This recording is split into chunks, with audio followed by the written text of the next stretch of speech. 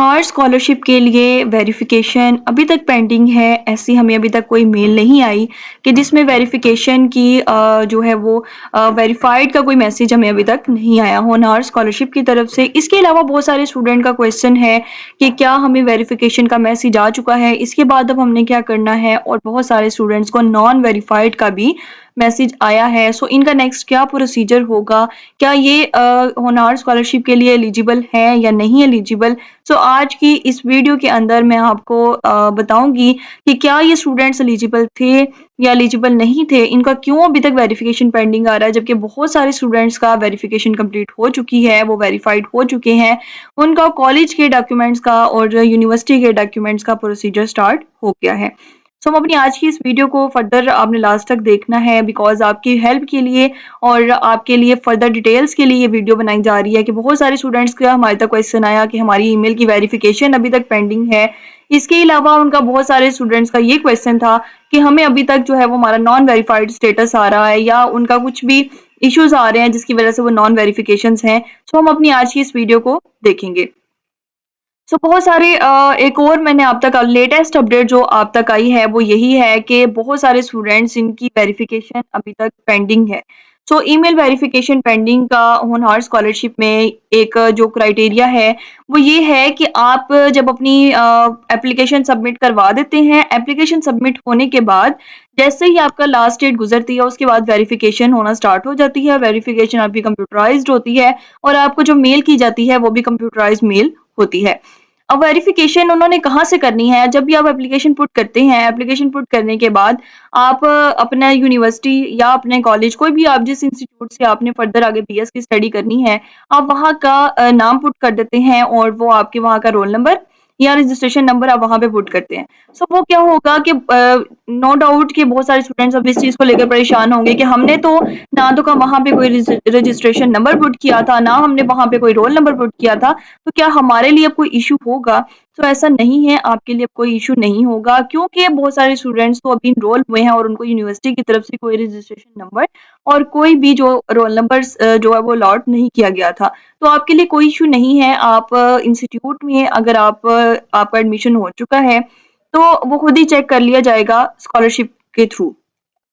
अब ये verification pending का मतलब यही है कि आपने होनहार स्कॉलरशिप के लिए एप्लीकेशन सबमिट करवा दी थी, वहाँ पे जो आपने इंस्टीट्यूट सेलेक्ट किया था, उस इंस्टीट्यूट में चेक किया जाएगा कि क्या ये स्टूडेंट यहाँ पे एडमिशन ले रहा है या उसका यहाँ पे एडमिशन हो चुका है। अगर तो आप उस यूनिवर्सिटी में इनरोल होंगे, आपको यूनिवर्सिटी में एडमिशन कंप्लीट हो चुका होगा, तो आपको ईमेल वेरिफिकेशन आ जाएगी कि आपकी वेरिफिकेशन कंप्लीट हो गई है।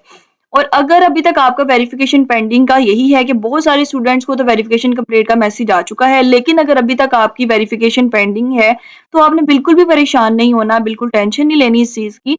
आपको 1 या 2 दिन के अंदर-अंदर आपकी वेरिफिकेशन पेंडिंग का मसला भी सॉल्व हो जाएगा। आपको वेरिफिकेशन का मेल आ जाएगी। मैं आपको फर्दर हमारा जो सेकंड क्वेश्चन ये था कि बहुत सारे स्टूडेंट्स को नॉन वेरीफाइड का भी मैसेज आ रहा है। नॉन वेरीफाइड का मतलब है कि सपोज उन्होंने कोई इन्फॉर्मेशन रॉन्ग पुट कर दी है या वो स्टूडेंट्स का ओल्ड वर्जन है, जो एलिजिबिलिटी क्राइटेरिया है उसको क्रॉस किया है। सपोज एलिजिबिलिटी क्राइटेरिया था कि 22 से ज़्यादा एज वाले स्टूडेंट्स उसमें अप्लाई नहीं कर सकते, तो उसने अप्लाई कर दिया हो। और या ये भी हो सकता है कि जो बहुत सारे स्टूडेंट्स हैं वो अभी ले तो न्यू ही फ्रेश हैं बिल्कुल बीएस के लिए, बट उन्होंने इंटर इस साल नहीं, प्रीवियस ईयर उन्होंने इंटर कंप्लीट किया हो, तो वो भी ओल्ड वर्जन की वजह से उनका नॉन वेरीफाइड स्टेटस आ जाता है।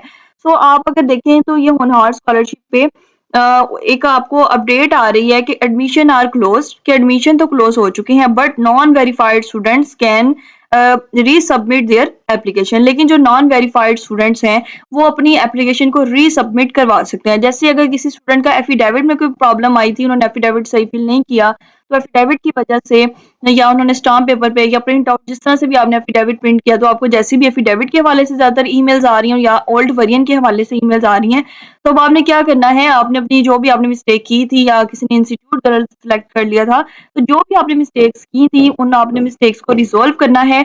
और वो सिर्फ अब वही स्टूडेंट्स जो है वो रीसबमिट करवा सकते हैं जिन्होंने पहले से सबमिट करवाया हुआ था और उनका स्टेटस जो था वो नॉन वेरीफाइड आ गया था।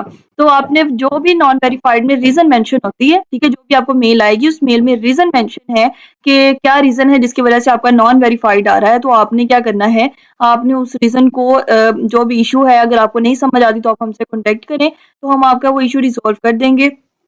तो आपने क्या करना है, उस इश्यू को आपने रिज़ॉल्व करना है, रिज़ॉल्व करके आपने अगेन सबमिट करनी है अपनी एप्लीकेशन। याद रखिएगा कोई भी न्यू स्टूडेंट जिसने पहले से इसमें अप्लाई नहीं किया हुआ वो इसको रीसबमिट नहीं करवा सकता।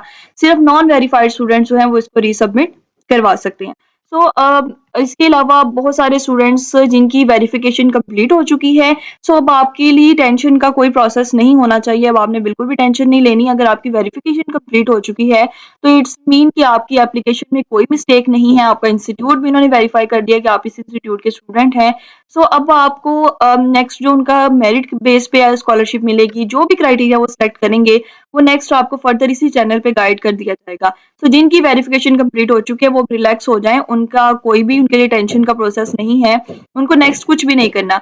हाँ, जो वेरिफिकेशन जिनकी कंप्लीट हो चुकी है वो उनको जब कॉलेज या उनकी यूनिवर्सिटी से मेल आएगी कि अब आप हार्ड फॉर्म में डॉक्यूमेंट्स अपने कॉलेज या यूनिवर्सिटी में सबमिट करवाएं, तो देन आपने अपने सबमिशन देनी है। तो वो मेल के ऊपर डॉक्यूमेंट्स भी रिक्वायर्ड होंगे कि ये डॉक्यूमेंट्स हैं जो कि यूनिवर्सिटी को चाहिए या कॉलेज को चाहिए, तो वो आपने अपने कॉलेज या आपने अपनी यूनिवर्सिटी को जाकर सबमिट करवाने हैं। सो इसके अलावा अगर फर्दर कोई चीज़ आपको नहीं समझ आ रही, मिस हो गई है, या वो चीज़ आप चाहते हैं कि आपको डिटेल में प्रोवाइड की जाए, तो ज़्यादा से ज़्यादा उस चीज़ के लिए कमेंट्स करें, तो देन आपको उस पे भी प्रॉपर एक वीडियो डिटेल में मिल जाएगी। सो आज की हमारी वीडियो का मकसद ये था कि वेरिफिकेशन पेंडिंग प्रॉब्लम आ रही थी स्टूडेंट्स को, नॉन वेरिफाइड स्टेटस जिनका आ रहा था वो नेक्स्ट क्या कर सकते थे, और इसके अलावा जिनकी वेरिफिकेशन कंप्लीट हो चुकी है वो नेक्स्ट क्या प्रोसीजर है वो क्या कर सकते हैं। सो हमने अपनी आज की इस वीडियो के अंदर आपको हर चीज़ डिटेल में बता दी है। अगर कोई चीज़ मिस हो चुकी है, आपको किसी चीज़ की नहीं समझ आ रही, तो आप हमारे साथ कॉन्टैक्ट करें, हम आपकी हेल्प के लिए ही बैठे हैं। सो गाइस होप सो कि ये आपको वीडियो बहुत ही अच्छी लगी होगी, बहुत इन्फॉर्मेटिव वीडियो थी। So stay happy, stay blessed, Allah हाफिज़।